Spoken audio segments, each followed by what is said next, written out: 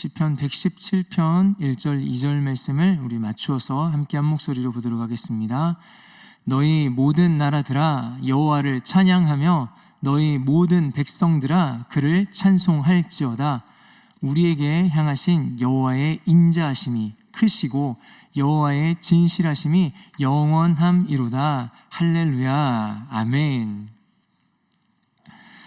이 새벽 가운데 하나님 앞에 가장 먼저 나와서 기도로 이 새벽을 여시는 우리 모든 성도님들 한 분 한 분 가운데 우리 주님 오심을 기대하는 성탄의 기대와 소망함이 우리 삶에 가득하고 충만하시기를 주님의 이름으로 축원드립니다. 얼마 전에 2019년도에 나왔던 통계를 하나 본 적이 있습니다. 우리나라의 가구별로 얼마나 많은 가구가 보험을 가입을 했는가라는 보험 가입률에 대한 통계였습니다. 여러분 한번 추측해 보시겠습니까? 몇 퍼센트 정도 아마 가입했을 것 같으십니까? 한 70% 정도? 80%? 아니면 90%? 네, 놀랍게도 98.2%였습니다. 깜짝 놀랐습니다. 우리나라에 100가정이 있으면 98가정이 그 보험을 들고 있다고 합니다.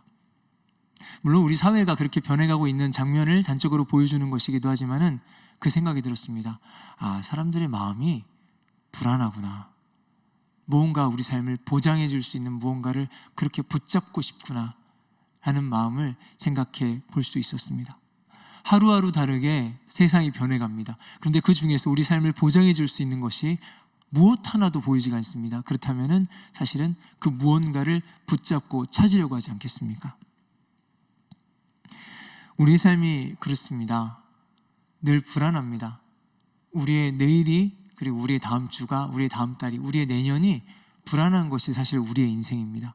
그래서 우리 삶에 믿고 의지할 수 있는, 우리 인생에 믿고 의지할 수 있는 무언가가 꼭 필요한 것이 우리의 인생입니다. 건물을 세울 때 꼭 그렇습니다. 어떤 건물이 바람이 불거나 할 때 흔들리지 않는 건물이 되려면 눈에 보이는 부분보다 그 아래 깔려있는 기초가 든든하게 세워져 있는 것이 중요합니다. 간절히 바라기는 오늘 말씀을 통하여서 저 여러분들의 삶에 가장 든든한 기초가 다시 한번 굳게 세워지는 시간 되시기를 주님의 이름으로 축원드립니다. 오늘 말씀 시편 117편 말씀은 여러분 딱 보시면 아시겠지만 짧습니다. 그래서 오늘 말씀이 모든 시편에 나온 시들 중에서 가장 짧은 시편이고요. 또한 성경의 모든 장들 중에서 딱 2절로 구성되어 있는 오늘 말씀이 가장 짧은 장입니다. 그래서 짧은 만큼 그 구조도 굉장히 단순한 구조로 되어 있습니다. 1절 말씀에서는 그렇게 얘기합니다. 모든 열방들을 향하여서, 백성들을 향하여서 너희는 하나님을 찬양해라, 여호와를 찬양해라 라고 선포하고 명령하고 있습니다.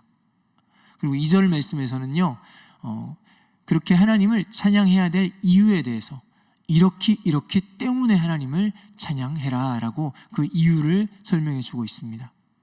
선포와 이유의 그 구조를 머릿속에 좀 그리시면서 말씀을 함께 보도록 하겠습니다. 먼저 1절 말씀을 함께 보도록 하겠습니다. 1절 이렇게 말씀합니다. 너희 모든 나라들아 여호와를 찬양하며 너희 모든 백성들아 그를 찬송할지어다. 먼저 이 찬양을 하는 사람은 분명히 하나님 믿는 사람입니다. 하나님을 아는 하나님의 자녀가 온 열방을 향하여서 선포하고 있습니다. 하나님을 찬양해라.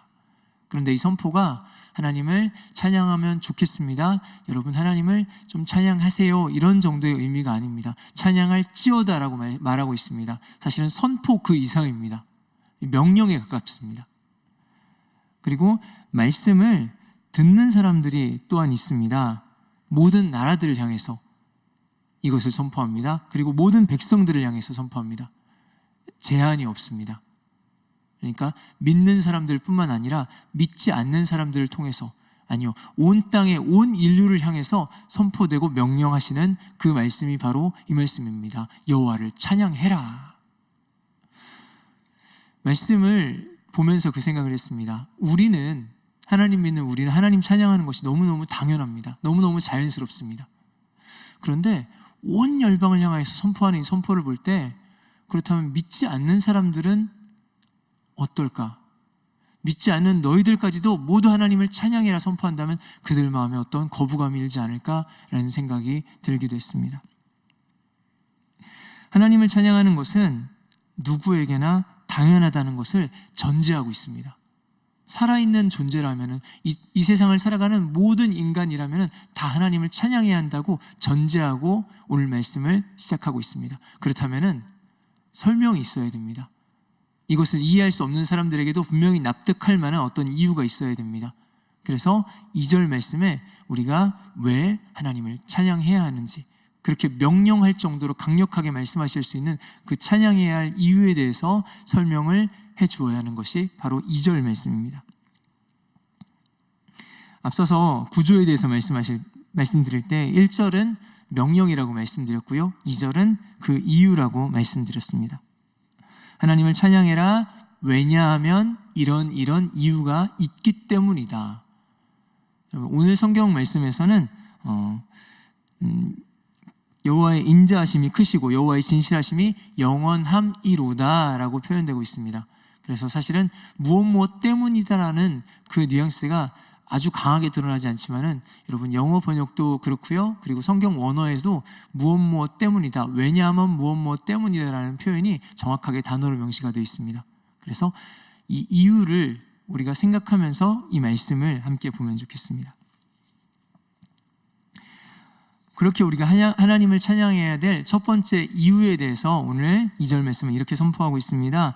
여호와의 인자하심이, 좀 더 정확히는 우리에게 향하신 여호와의 인자하심이 크시기 때문에 우리가 하나님을 찬양해야 한다라고 말씀합니다.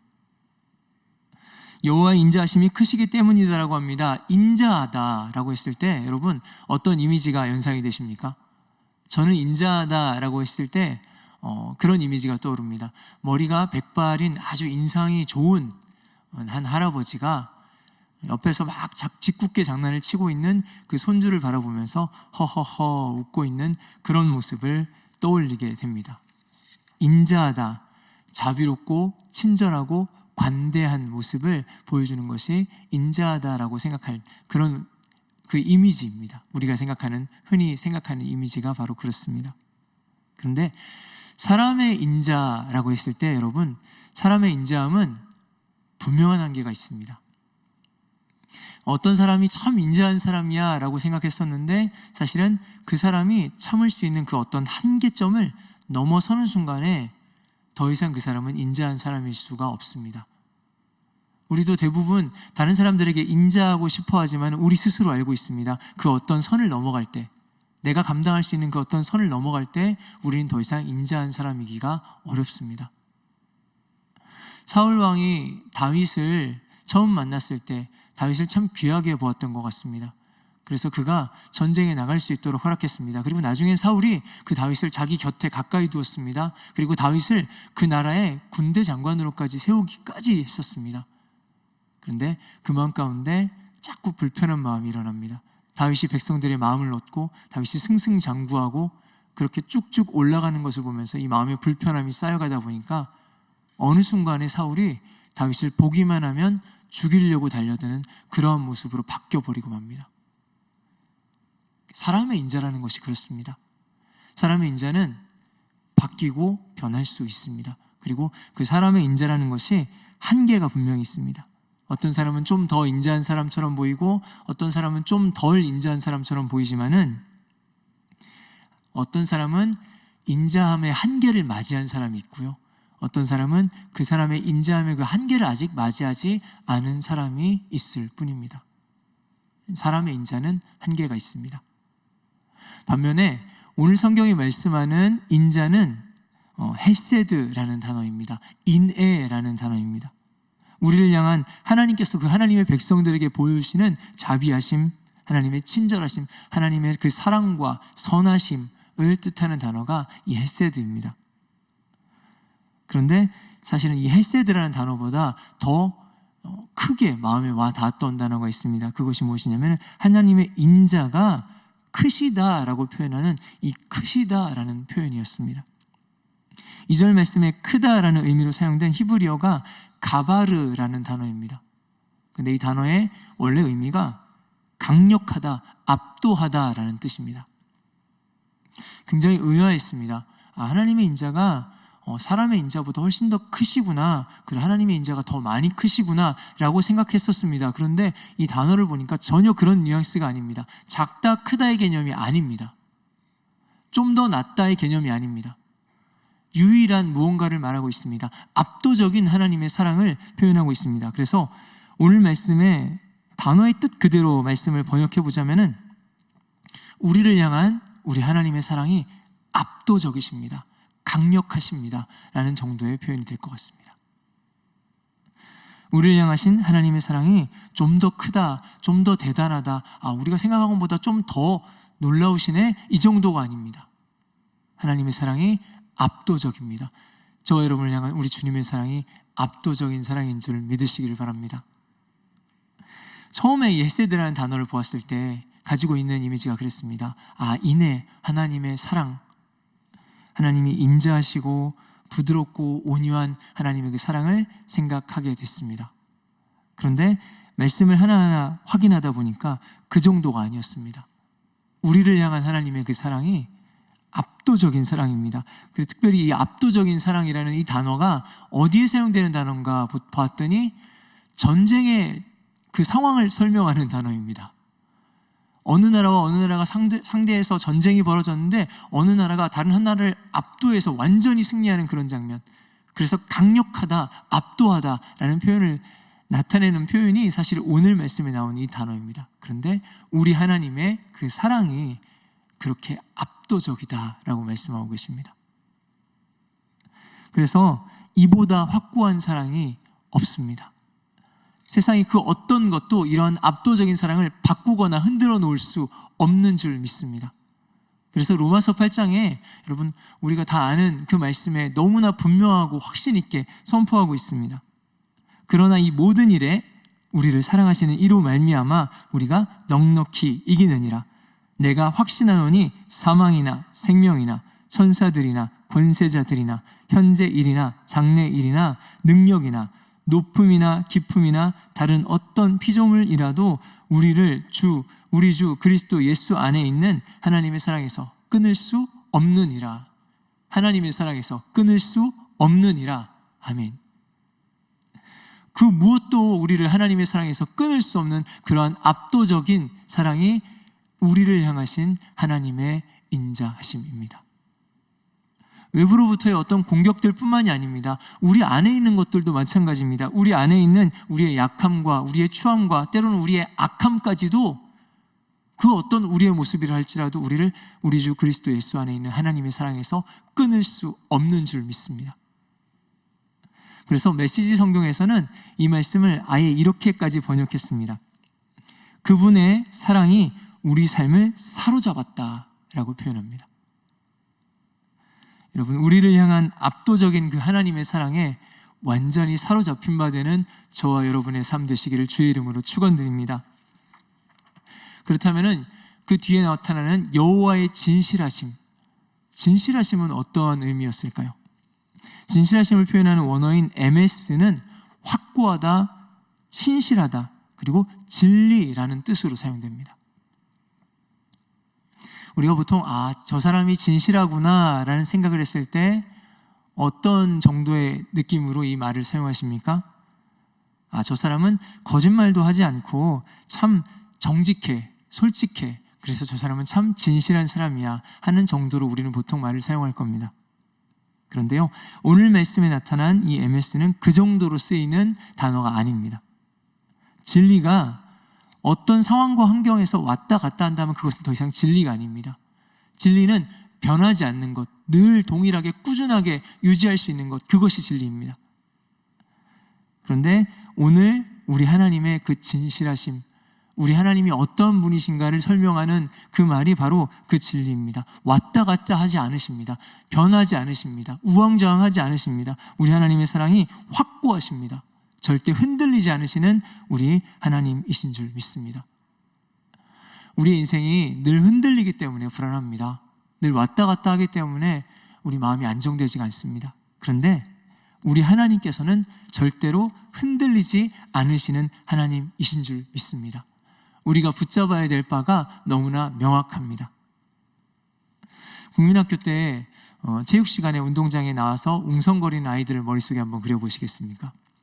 아이들이 나와가지고 막 모여서 웅성웅성 대고 있습니다. 그때 체육 선생님이 딱 나와서는 앞에 있는 친구를 한 명 딱 지목하면서 이야기합니다. 야, 김똘똘이 기준! 하면은 앞에 그 친구가 손을 번쩍 들면서 기준! 합니다. 여러분 아시죠? 그러면 양팔 간격 좌우로 나란히 그러면은 하나 둘 야 하면서 쫙 퍼집니다. 그러고 나면은 감쪽같이 순식간에 그렇게 어지럽게 서 있던 아이들이 줄이 맞추어져서 딱 멋지게 대형이 맞추어집니다. 그런데 기준인 이 친구가 자기가 기준 해놓고 나서는 옆에 친구들이 하나 둘 야 하면서 막 이렇게 뛰어다니고 움직이니까 자기도 막 뛰어야 될 것 같은 거예요. 움직여야 될 것 같은 거예요. 그래서 이 기준이 막 우왕좌왕 움직인다면은 이 줄이 어떻게 되겠습니까? 엉망진창이 됩니다. 우리 인생이 마찬가지입니다. 사람의 인생에 분명하게 흔들리지 않는 것이 우리 인생의 기준이 되어야 할 줄 믿습니다. 만약에 우리 인생의 기준으로 삼은 무언가가 흔들린다면 우리 인생도 엉망진창이 되고 맙니다. 절대로 흔들리지 않는 것, 절대로 변하지 않는 것만이 기준이 되어야 됩니다. 흔들린다면 그건 기준 되면 안 됩니다. 그런데 오늘 성경이 말씀하고 있습니다. 결코 절대로 흔들리지 않는 것이 우리 가운데 분명히 있다고 말씀합니다.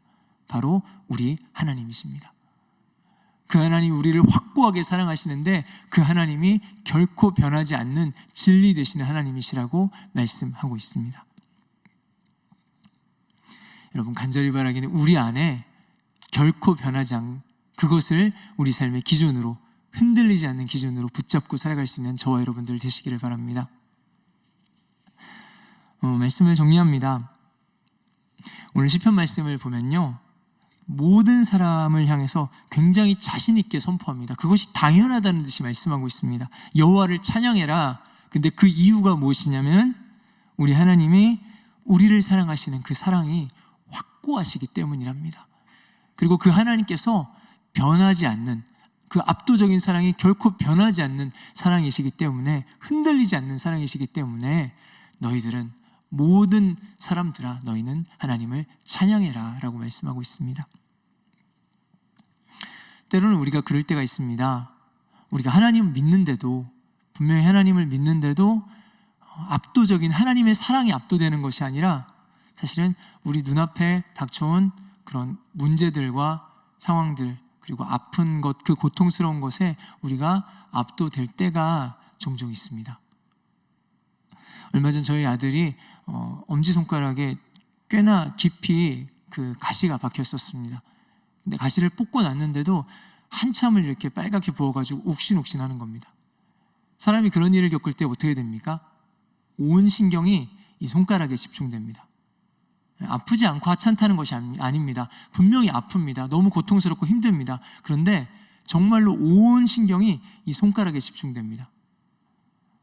죽을 것 같이 아프고 괴롭고 힘들어합니다. 그런데 이 손가락 때문에 죽지는 않습니다. 사람이 사는 건 이 손가락 때문에 사는 게 아니고요, 어쩌면 쿵쾅쿵쾅 뛰고 있는 우리 심장 때문에 사는 것일 것입니다. 그런데 심장이 뛰고 있는 건 생각나지 않고 이 손가락이 아픈 것만 생각나서 여기에 온 시선이 집중되어 있으니까 다른 것이 보이지가 않습니다. 다른 사지와 육체가 건강한 것은 보이지 않습니다. 왜 내 인생이 이렇게 아프고 고통스럽고 힘든가 하는 생각만 듭니다. 근데 우리 앞에 닥쳐오는 그런 문제와 상황들을 바라볼 때 우리의 모습이 꼭 그렇지 않은가 생각해 봅니다. 우리 인생에 어떤 문제가 닥쳐올 때 두렵습니다. 그리고 때로는 힘들고 고통스럽습니다. 견디기 어렵습니다. 그래서 이 고통 때문에 죽을 것 같습니다. 표현을 다시 합니다. 죽을 것 같습니다. 여러분, 우리가 이 고통 때문에 죽지 않습니다. 사실 우리를 살아가게 하는 것은 다른 곳에 있습니다. 손가락이 아니라 이 심장 때문에 우리가 살아가는 것처럼 우리를 살아가게 하는 것은 우리 삶에 고통과 아픔이 없어서 우리가 살아가는 것이 아닙니다. 우리를 살게 하는 것은 우리 하나님의 확고한 압도적인 사랑 때문이신 줄 믿습니다.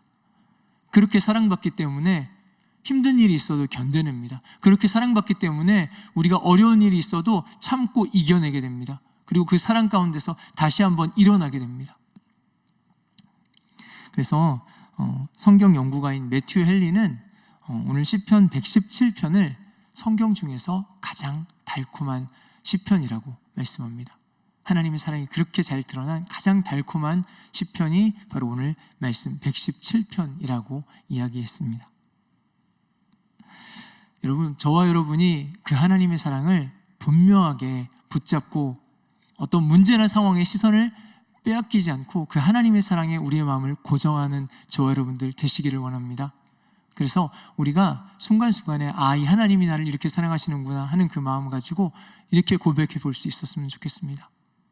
하나님, 제가 그렇게 좋으세요. 하나님, 제가 그렇게 사랑스러우세요. 저도 하나님 사랑합니다. 우리와 하나님과의 관계가 그러한 사랑의 관계 되시기를 주의 이름으로 축원드립니다. 여러분, 이런 사랑을 받은 백성들, 이런 사랑을 받은 백성들이라면은 하나님 찬양하는 것이 당연합니다. 너무 자연스러운 일입니다. 이런 사랑을 받은 인생은 어떨까요? 여러분, 이런 굳건한, 이런 압도적인 흔들리지 않는 사랑을 받은 인생은 결코 흔들리지 않습니다. 때로 흔들리는 것처럼 보인다고 할지라도 금방 다시 제자리로 돌아올 줄 믿습니다. 간절히 바라기는 이 하나님의 확고한 사랑이 저와 여러분 삶에, 우리 모두의 삶에 가장 든든한 기초가 되시기를 주님의 이름으로 축원드립니다. 기도하겠습니다.